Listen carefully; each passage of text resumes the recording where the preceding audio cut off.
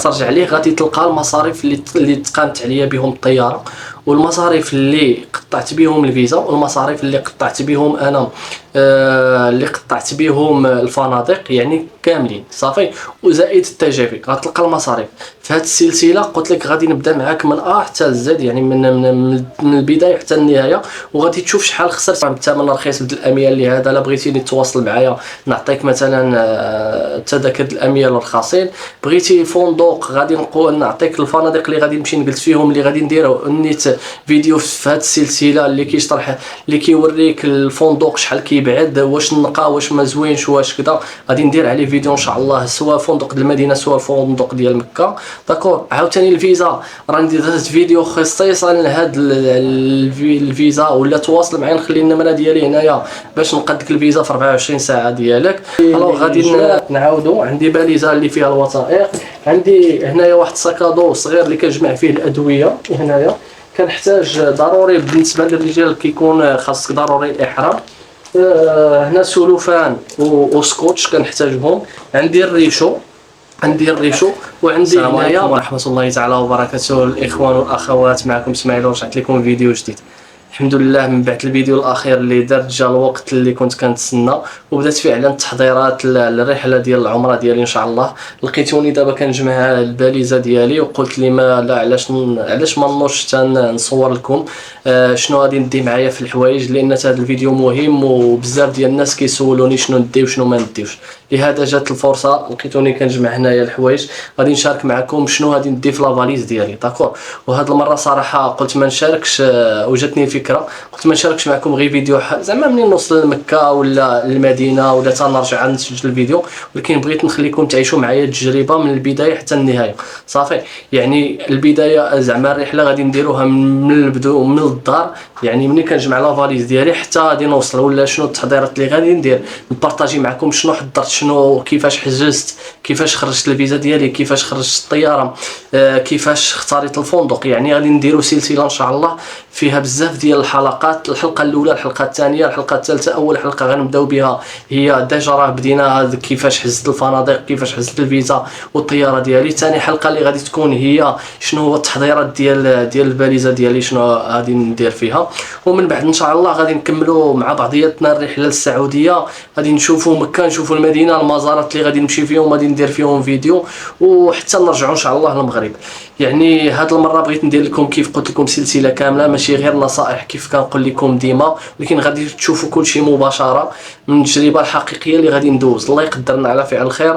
وصراحه الله ما هادشي كنصور باش يفيد الناس، باش ماشي داخل في الرياء ولا شي حاجه، لا حاشا ولله الحمد. العمره الثالثه ديالي هذه انا كنصور هكا باش نبارطاجي مع الناس، باش الناس تستافد، باش الناس تزعم، يعني ماشي من كوتي ديال الرياء. الهدف هو كيف قلت لك انك براسك انت تعرف كيفاش دير العمره ديالك، وتكون عارف كيفاش تحجز الطياره ديالك، كيف شرحت في لا فيديو اللي قبل، كيفاش تحجز الفنادق، كيفاش تحجز الفيزا، وشحال غادي تحتاج معاك ديال الفلوس. الا بغيتي ديرها بوحدك نورمالمون بلا وكاله بلا اجونس بلا حتى شي حاجه، وتقدر تكون ديرها ان شاء الله بوحدك. ولا لقيتي شي حاجه كيف كنقول لك ديما معقده، سواء مساعده في الطيران بالاميال اللي يكون رخيص، تواصل معايا، نخلي لك النمره كيما هنايا ولا في الوصف، تواصل معايا. الا بغيتي التذاكر بالاميال، الا بغيتي الفيزا ديالك نقدر نخرجها لك في 24 ساعه كما شرحت في الفيديو اللي ديجا قبل. الا بغيتي مثلا فنادق اللي كيكونوا رخاصين مثلا وكنجلس فيهم انا في هذه العمره ان شاء الله، ماشي غنجلس في الفنادق، بغيتي نقترح عليك الفنادق ديالي وكنتعامل مع مناديب، ما كنتعاملش بوكين ولا شي حاجه، تواصل معايا، نخلي لك النمره ديالي كيف ما كتشوف في الشاشه، ولا نخليها لك في الديسكريبسيون. صافي، يعني كاين اللي قدرنا بزاف الناس، كاين اللي قدرنا نعاونوه في الطياره بثمن مزيان، كاين اللي احتاج الفيزا قدرنا نخرجوها ليه. صراحه الله ومع الوقت كيف شرحت في لا فيديو اللي قبل ولات عندنا تجربه، ولات عندنا معلومات كثر على هاد الامور ولله الحمد، وكنحاولوا نشاركوها معكم كاملين. وصراحه وحيد في الفيديو اللي فات هضرنا على هاد الحلول اللي ديجا اقترحت على الناس، سواء الطياره سواء الفندق سواء الفيزا. دابا غادي ندوزو لمرحله واحده اخرى، هي المرحله ديال التحضير للسفر. صافي، كيف قلت لكم في الاول لا فيديو بلي كنت انا ديجا كنوجد لافاليز ديالي، وعليها جاتني الفكره انني ندير هاد السلسله. ديجا بدينا بالفيديو الاول، ودابا غادي نبداو نديروا لا فيديو الثاني شنو تجمع في لافاليز ديالك. صافي، حيت ملي كتقرر تمشي مثلا للعمره، اول سؤال كيجي في بالك شنو ناخذ معايا، شنو ندي معايا، واش ندي الحوايج بزاف، شنو الحوايج اللي كيتحتاجوا، شنو اللي الحوايج اللي ما كيتحتاجوش. وصراحه هاد الاخطاء حتى صراحه الله كنكتشفوها حتى زعما حتى كتمشي في التجربه الاولى كتكتشفها، كتلقى راسك باغي تهز كلشي، باغي تدي الماريو ديالك، باغي تدي اي حاجه بانت لك كتبغي تديها، سواء الملابس بزاف كتدي قوتك الصبابط بزاف، كتدي الحوايج احتياطيه، وفي الاخر كتلقى راسك حتى النص ديال الباليزه النص ديالها ما استعملتيهاش. داكور، زيد عليها انا ملي كتبغي ترجع مثلا من تما كيخصك انك الحوايج، كيخصك الباليزه تكون خاويه شويه، كتكون جايب كادويات، كتبغي تجيب التمر، كتبغي تجيب الهدايا العطور، ما كتلقاش فين دير، لهذا كتلقى الباليزه اصلا عامره. لهذا هاد المره غادي نحاول ندي معايا صراحه الله غير الضروريات، غير الضروريات. اول حاجه اللي غادي نبدا بها في الباليزه ديالي هما، ولا الحاجه اللي مهمه بعدا ضروري، هي الوثائق. كما كتشوفوا انا كيكون عندي واحد لاطخوس بحال هكا كنجمع فيه غير الوثائق. الوغ الا فتحت هاد لاطخوس هادي شنو غادي نلقى؟ غادي نلقى الباسبور ديالي، غادي نلقى كنديرهم فيها، كتلقى الوثائق مثلا الا كانت عندي شي فيزا، الحجوزات ديال الطيران مثلا كما كتشوفوا هنايا، حجوزات ديال الطيران، اي حاجه، شي عقد الزواج الا كنتي ماشي انت مثلا انت والزوجه ديالك خص يكون عندك شي عقد ديال الزواج. صراحه الله اي حاجه احتاجيتيها في الوراق، سواء اللي بي ديال الطياره كتحطهم هنايا، باسبور كيف قلت لك، اي حاجه تقدر ديرها، مثلا دير واحد الساكادو مثلا، سواء هذا سواء داك الساكادويات اللي هنا غتجمع فيه الاوراق ولا الوثائق ديالك. انا شخصيا كما كنقول لك صراحه الله ديما كندي معايا واحد النسخه اصليه صراحه الله ديال الطيران، كندي باسبور، كندي العقد ديال الزواج، كندي بزاف ديال الحوايج. ديما كندير نسخه اصليه معايا هنايا في هاد الوراق، وكندي معايا نسخه احتياطيه في الهاتف لا قدر الله لا وقع شي حاجه.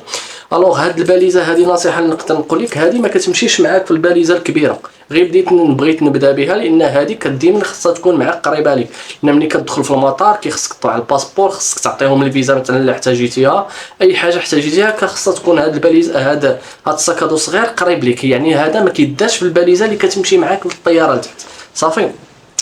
يعني حاول دير الامور صراحه الله بكري، جمع هادو هما اللي مهمين، هاد الورقات هادو خصك تجمعهم، خصوصا الا كان عندك تاريخ السفر محدد. واللي كننصحك بجوج الحوايج اللي مهمين هو الباسبور والفيزا ديالك اللي ما كتشوفوه عندي هنايا.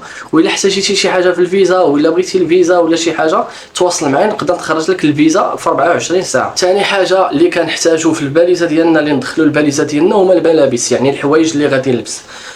النصيحه اللي غادي ننصحكم هي ما تكثروش بزاف ديال الحوايج، راك ما غاديش لشي فاشن ويك، يعني ماشي شي اسبوع ديال الموضه، ولا راك ماشي لواحد البلاصه، ماشي غير دير العمره، صافي ديروا بحسابك غير بعدد الايام اللي غادي تجلس، وحاول انك تاخذ واحد اللباس مريح، حاول تاخذ شي صروال مريح، حاول تاخذ مثلا العيالات ياخذوا مثلا عبايات ولا شي حاجه مريحه للصلاه وواسعين، شي بيجامه مثلا ديال النعاس، زيد شي جاكيطه مثلا خفيفه، مثلا لا تحرك عليك البرد ولا شي حاجه، زيد شي جاكيطه مثلا ولا شي حاجه.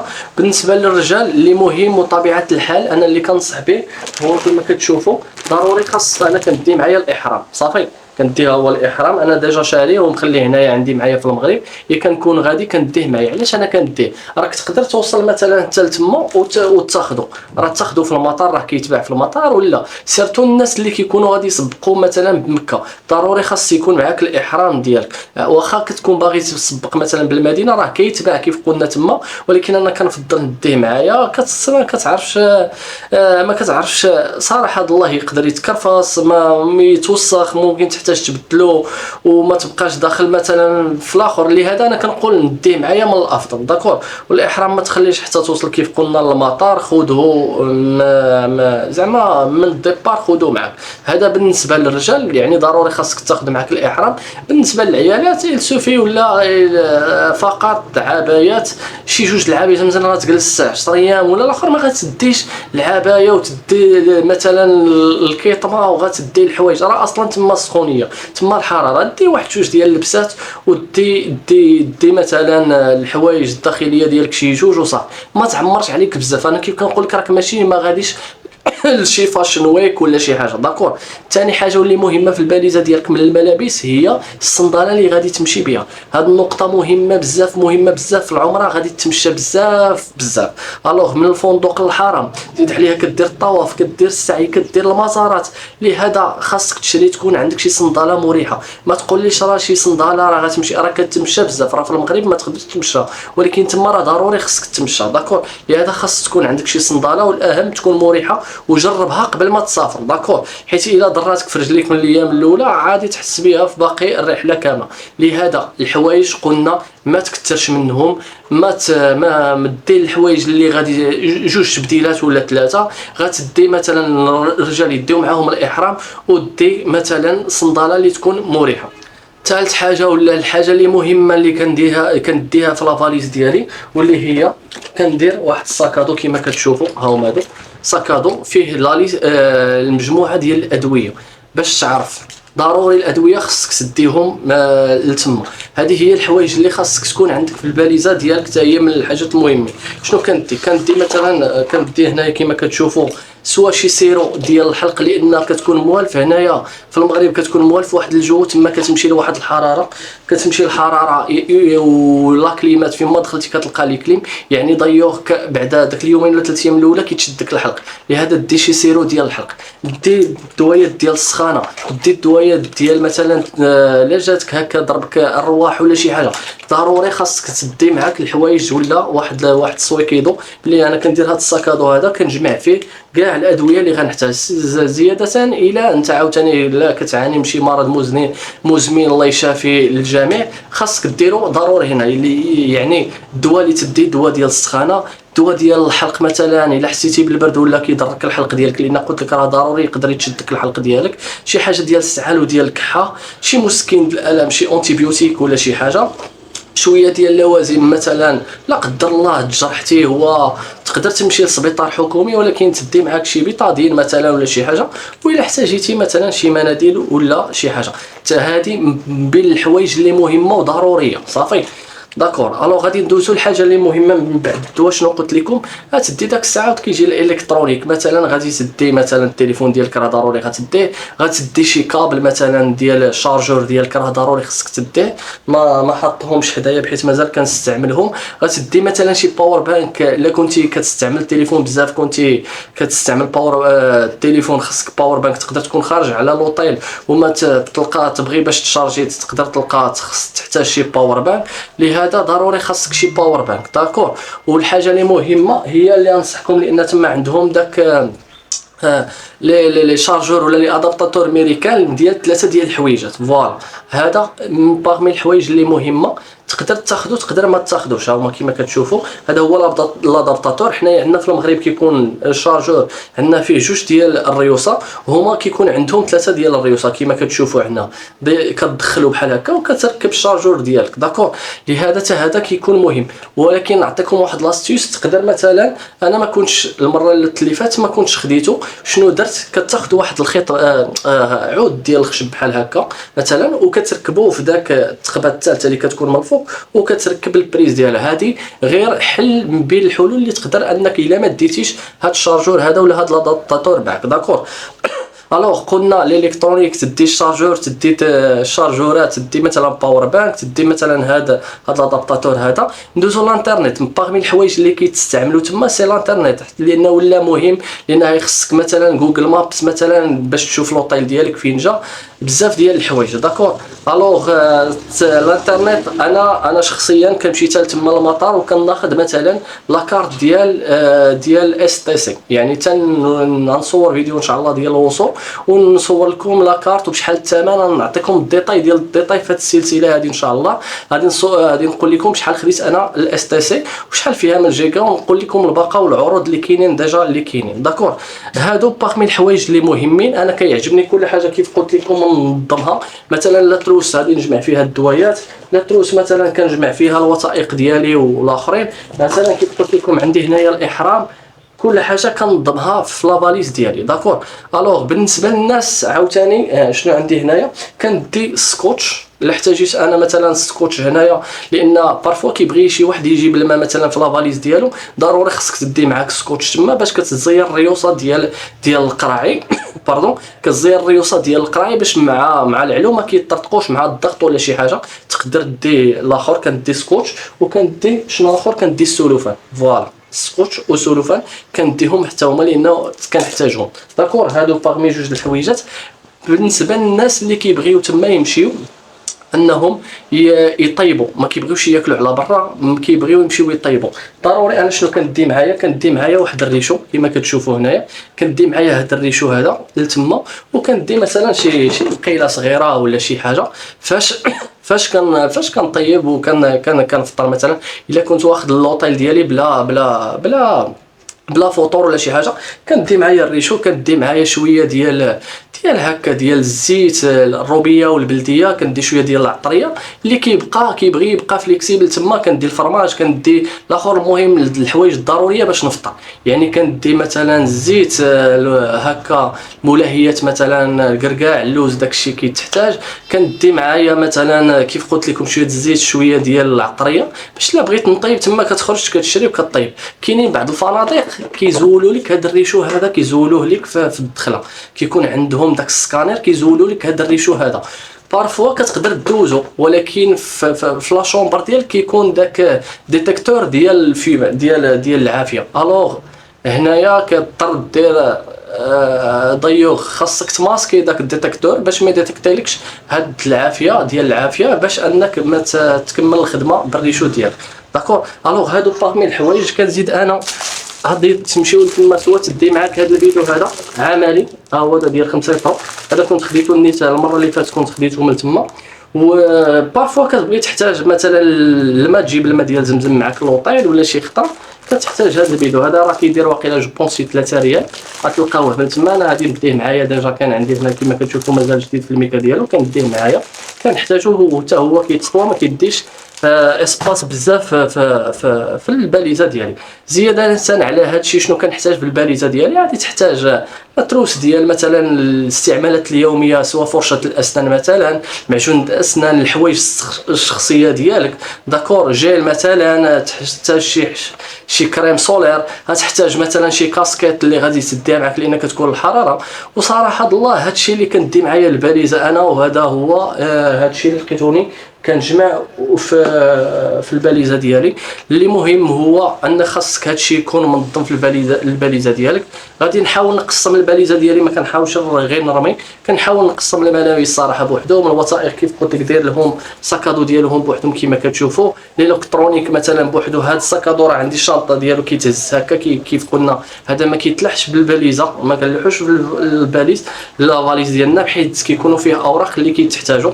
الوغ كيف قلت لكم كيكون الالكترونيك الحوايج الشخصيه بوحدهم، باش ملي كتحتاج شي حاجه صراحه الله ما كتبقاش تلون الباليزه ديال كامله. نورمالمون هادو هما الحوايج اللي قدامي واللي صراحه اللي جمعت، وغادي يقدروا يعاونكم ان شاء الله. نتوما ملي تكونوا كتوجدوا الباليزه ديالكم. هادشي اللي جمعت نعاودو. عندي باليزه اللي فيها الوثائق، عندي هنايا واحد ساكادو صغير اللي كنجمع فيه الادويه. هنايا كنحتاج ضروري بالنسبه للرجال كيكون خاصك ضروري الاحرام. هنا سلوفان وسكوتش كنحتاجهم.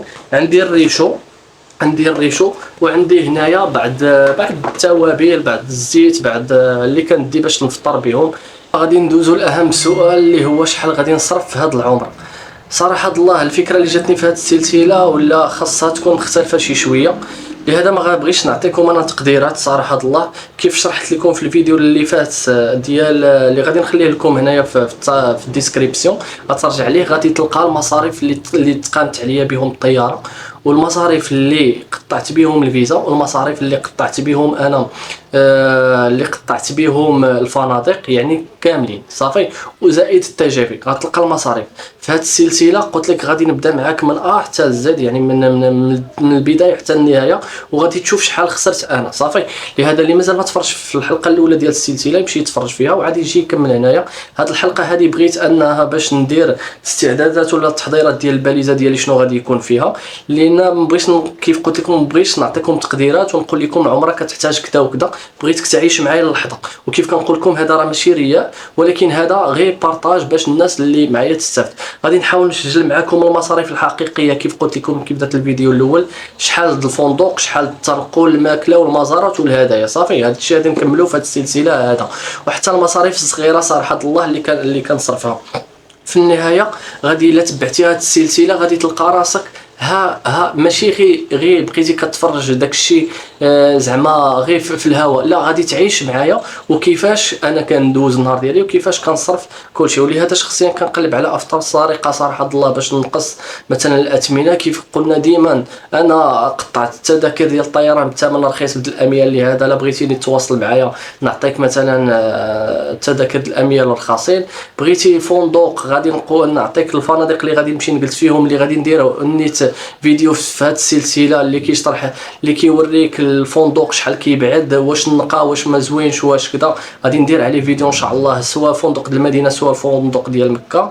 داكور. عاوتاني الفيزا راه ندير فيديو خصيصا لهاد الفيزا، ولا تواصل معايا نخلي النمره ديالي هنايا باش نقدك الفيزا في 24 ساعه ديالك. الوغ غادي صراحه الله حيت بالنسبه لي التجربه الحقيقيه هي احسن من النصائح، لان كنت كندير فيديوهات ديال النصائح. دابا بغيت ندير تجربه حقيقيه ديال هادشي، وهادشي كامل الهدف من هاد السلسله كيف قلنا هو انا بغيتكم تعيشوا الرحله من الاول حتى الاخر، سواء الفنادق سواء ديال مكه سواء المدينه، من الذهاب من الديبار منين غادي نمشي من الدار حتى الرجوع ديالي. وغادي نشارك معكم المصاريف والاختبارات زعما الاختيارات اللي درت، الاخطاء، الحوايج منين تمشي مثلا تشري الحوايج. وبالتالي الا كنتي ناوي دير العمره قريب ان شاء الله حاول تبقى معايا في هذه السلسله هذه، حيت غادي نعطيك زعما صراحه الله معلومات تقدر تعاونك فعلا على التخطيط ديالك. وإلا كنتي محتار في الطياره ولا الفيزا ولا الفندق تقدر تواصل معايا ونشوف لك زعما باغمي الحلول اللي عندنا نعطيك الناس اللي هكا اللي سوا الفيزا اللي صاوبوا الفيزا صاوبوا لك الفيزا صاوبوا لك الطياره كلشي. وكاين كذلك الجروب في واتساب اللي صراحه فيه كاين ناس مهتمين بالعمره اللي كيبارطاجيو التجارب ديالهم. المهم اخواني واخوتي واخواتاتي هذا كان الفيديو الثاني اللي كيهضر على الفاليزا، كيفاش توجد الفاليزا ديالك. والرحله قربت ان شاء الله، ما تنساوناش من الدعاء ديالكم، وغنسى حتى شي واحد من الدعاء ان شاء الله. الله يرزق كل واحد العمره في القريب العاجل. والحلقه الجايه غادي نكملوا النيت ان شاء الله في الاجراءات في المطار كيفاش توصل ان شاء الله، وغادي نبداو معكم الرحله خطوه بخطوه. لهذا الا احتاجيتي شي مساعده ما تنسى ما ترددش انك تواصل. غنخلي كيف كنقول لك ديما النمره الشخصيه ديالي كنخليها في الديسكريبسيون وتواصل معي. وإلا عجبتكم الفكره ديال هذه السلسله حاول دير لايك وتشجع المحتوى، وراه غير بهاد التشجيعات ديالكم وهاد الدعاء ديالكم راه هو اللي كيخلينا اننا نكملوا في هذا الطريق هذا. واشتركوا في القناه باش نقدروا اننا نكملوا. راه ما كنصوروا مور هادشي والو، راه غير الرحمه ديال الوالدين والدعاء ديال الناس كبارين والناس اللي كنعاونهم كما كنقول لكم ديما كنعاونوا الناس هنايا وما كيصوروا لنا باللي راهم في الحرام. يعني هذاك هو الفضل وراس المال. هانتوما كيلوحوا في الجروب اللي راهم مثلا هنايا ها هو هذا لا يحنا راه تما يعني، والناس كتفرح والناس كتموتيف. هذا هو الربح وراس المال. يلا الى اللقاء ونتلاقاو في فيديو جديد ان شاء الله. الى اللقاء.